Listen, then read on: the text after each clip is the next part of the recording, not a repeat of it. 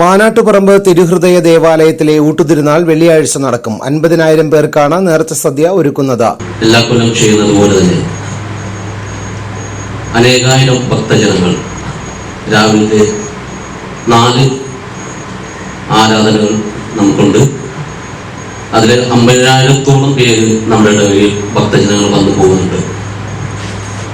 അവർക്ക് വേണ്ടി നമ്മൾ 50,000-ഓളം നേർച്ച ഭക്ഷണങ്ങൾ നമ്മൾ ഒരുക്കാറുണ്ട്. അതുപോലെ തന്നെ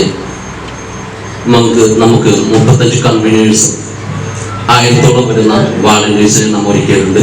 അതിരൂപത സഹായമെത്താൻ റെവറൻ ഫാദർ ആന്റണി വാലിങ്കൽ അച്ഛനാണ്, വാലിങ്കൽ പിതാവാണ് മുഖ്യ കാർമ്മികത്വം വഹിക്കുന്നത്.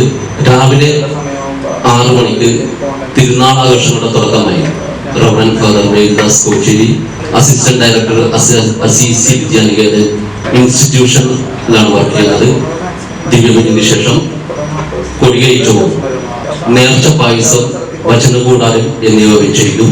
നേർച്ച സത്യദിനമായ വർഷാദ്യ വെള്ളിയാഴ്ച രാവിലെ 6:30, 9:30, വൈകിട്ട് 6:30, വൈകിട്ട് 3:30, 5:30 എന്നീ സമയങ്ങളിൽ ദിവ്യബലി, നൊവേന, വചന പ്രഘോഷണം എന്നിവ ഉണ്ടായിരിക്കുന്നതാണ്.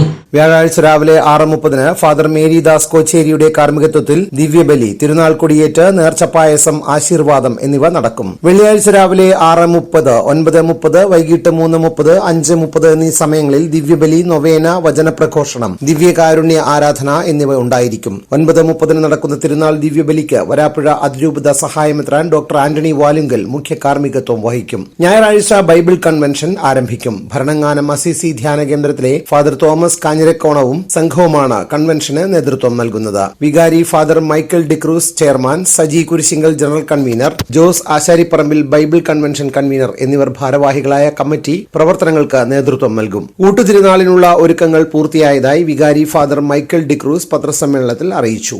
സുപ്രസിദ്ധ തീർത്ഥാടന കേന്ദ്രമായ മാനാട്ടുപറമ്പ് തിരുഹൃദയ ദേവാലയത്തിൽ ഈ വർഷം ഈശോയുടെ ഊട്ടുതിരുനാൾ നടത്തപ്പെടുന്നത് ജനുവരി 3-ാം തീയതി വെള്ളിയാഴ്ചയാണ്. രാവിലെ 6:30-ക്കും തുടർന്ന് 9:30-ക്കും അതോടൊപ്പം തന്നെ 3:30-ക്കും 5:30-ക്കും പരിശുദ്ധ കുർബാനയും നൊവേനയും ആരാധനയും നടത്തപ്പെടുന്നു. ആയിരക്കണക്കിന് ആളുകൾ ഈ നേർച്ചയിൽ പങ്കെടുക്കും.